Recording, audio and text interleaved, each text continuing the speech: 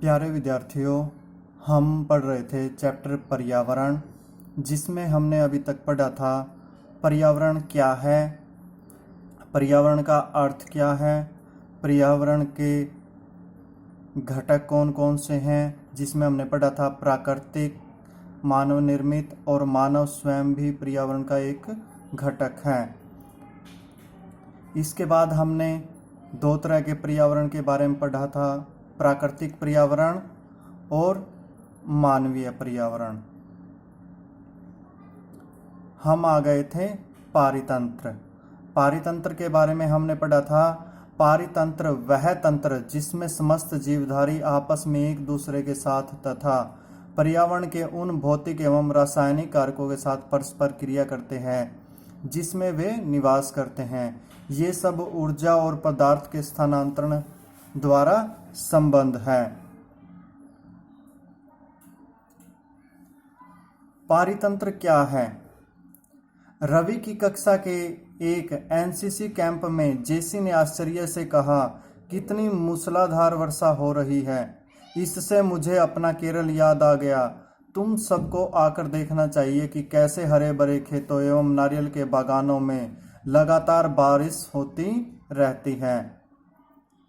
तभी जैसलमेर के रहने वाले हीरा ने आश्चर्य से कहा, हमारे यहाँ वर्षा होती ही नहीं है, हमें तो दूर दूर तक केवल कीकर एवं रेत ही नजर आती हैं, लेकिन वहाँ ऊंट भी तो मिलते हैं। रवि ने कहा।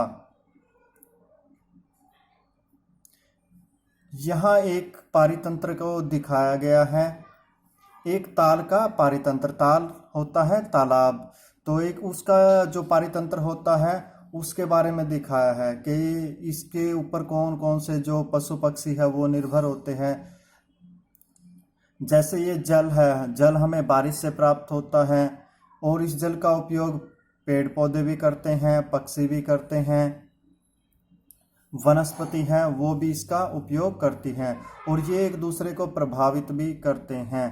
अगर इस पारितंत्र के अंदर सभी क्या होते हैं, एक दूसरे से अंतर संबंधित और एक दूसरे के ऊपर निर्भर होते हैं।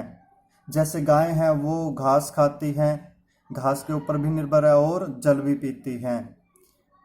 इसी प्रकार से जब गाय क्या है गोबर करती है तो उससे जो खाद है वो बनती है और उस खाद से क्या है जो घास है वो उगती है। तो ये हम कह सकते हैं, इस प्रकार से हम पारितंत्र को समझ सकते हैं कि किस प्रकार एक दूसरे के ऊपर निर्भर हैं।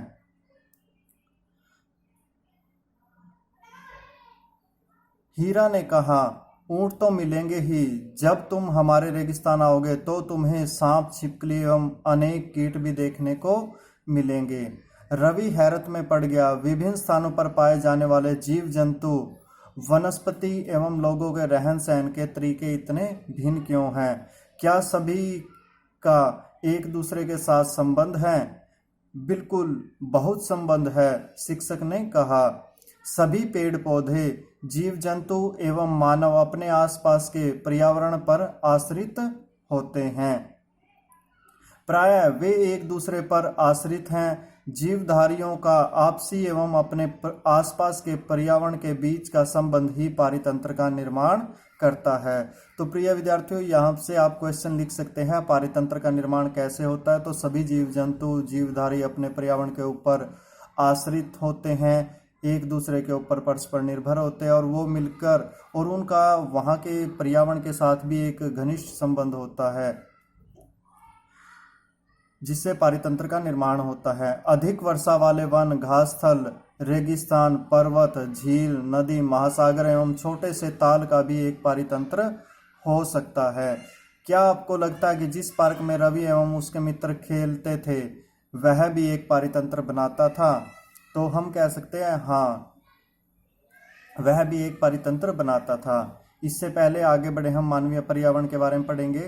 क्या आप जानते हैं प्रत्येक वर्ष 5 जून को विश्व पर्यावरण दिवस मनाया जाता है? तो प्रत्येक 5 जून को प्रत्येक वर्ष विश्व पर्यावरण दिवस मनाया जाता है ताकि हम अपने पर्यावरण को स्वच्छ रख सके। वस्तु विनिमय प्रणाली, यह वस्तु विनिमय पद्धति क्या है, शब्दावली में दे रखा है। यह वस्तुओं की अदला बदली का व्यापार है जिसमें धन का प्रयोग नहीं होता। इस प्रकार की प्रणालियाँ आज भी बहुत सारे आदिवासी इलाकों में प्रचलित हैं।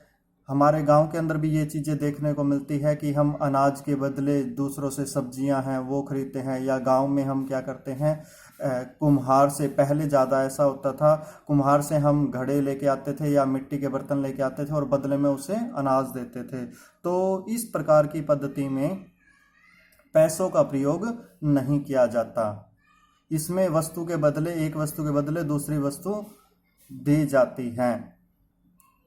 आओ कुछ करके सीखें, ये भी देखिए आप। पहले अपने पड़ोस के किसी बुजुर्ग व्यक्ति से बात करें और निम्न जानकारी प्राप्त करें। जब वे आपकी उम्र के थे तब उनके आसपास कैसे पेड़ थे, उस समय के घर के अंदर खेले जाने वाले खेल, उस समय का उनका पसंदीदा फल, गर्मी एवं सर्दी का मौसम वे कैसे बिताते थे। प्राप्त जानकारी को दीवार बुलेटिन बोर्ड पर प्रदर्शित करें। तो अभी तो आप अपने घर की ही दीवार पर लगा सकते हैं ये, लेकिन अगर आप ये बातें जानेंगे तो आपको अपने बुजुर्गों से बहुत सारी चीज़ें हैं वो सीखने को मिलेंगी। अब हम बात करते हैं मानवीय पर्यावरण की। तो मानव अपने पर्यावरण के साथ पारस्परिक क्रिया करता है और उसमें अपनी आवश्यकता के अनुसार परिवर्तन करता है। कैसे परिवर्तन करता है? जैसे मनुष्य, जिस जगह पर आपने कुछ समय पहले खेत देखोगे, आज वहां पर कोई भवन बना हुआ है या फिर वहां पर सड़क बनी हुई है।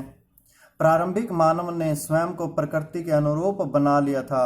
उसका जीवन सरल था एवं आसपास की प्रकृति से उनकी आवश्यकताएं पूरी हो जाती थी। समय के साथ कई प्रकार की आवश्यकताएं बढ़ी। मानव ने पर्यावरण के उपयोग और उसमें परिवर्तन करके कई तरीके सीख लिए। उसने फसल उगाना, पशु पालना एवं स्थायी जीवन जीना सीख लिया। पहिए का आविष्कार हुआ, आवश्यकता से अधिक अन्न उपजाया गया। वस्तु विनिमय पद्धति का विकास हुआ। वस्तु विनिमय पद्धति हमने अभी पढ़ी थी, जिसमें कि भाई हम एक चीज के बदले दूसरी चीज देते हैं या वस्तु देते हैं। व्यापार आरंभ हुआ एवं वाणिज्य का विकास हुआ। औद्योगिक क्रांति से बड़े पैमाने पर उत्पादन प्रारंभ हो गया। परिवहन तेज गति से प्रारंभ हुआ। सूचना क्रांति से पूर्व विश्व में संचार सहज और द्रुत हो गया। द्रुत का मतलब तेज, कि आज हम संसार के किसी भी हिस्से में बहुत तेज गति से जा सकते हैं। क्या आप जानते हैं कि आप गर्मी में रसीला तरबूज एवं सर्दी में भुनी हुई मूंगफली खाना क्यों पसंद करते हैं? प्राकृतिक एवं मानवीय पर्यावरण के बीच सही संतुलन होना आवश्यक है। मानव को पर्यावरण के साथ समरसता से रहने एवं उसका उपयोग सीखना चाहिए। रवि की कक्षा में मिजोरम की एक लड़की है नूरी। वह अक्सर अपने स्थान की हरियाली की बात करती रहती है। खेल का मैदान नष्ट होने के कारण रवि की उदासी देखकर नूरी ने उसे आने वाली छुट्टियों में अपने घर मिजोरम आने को कहा।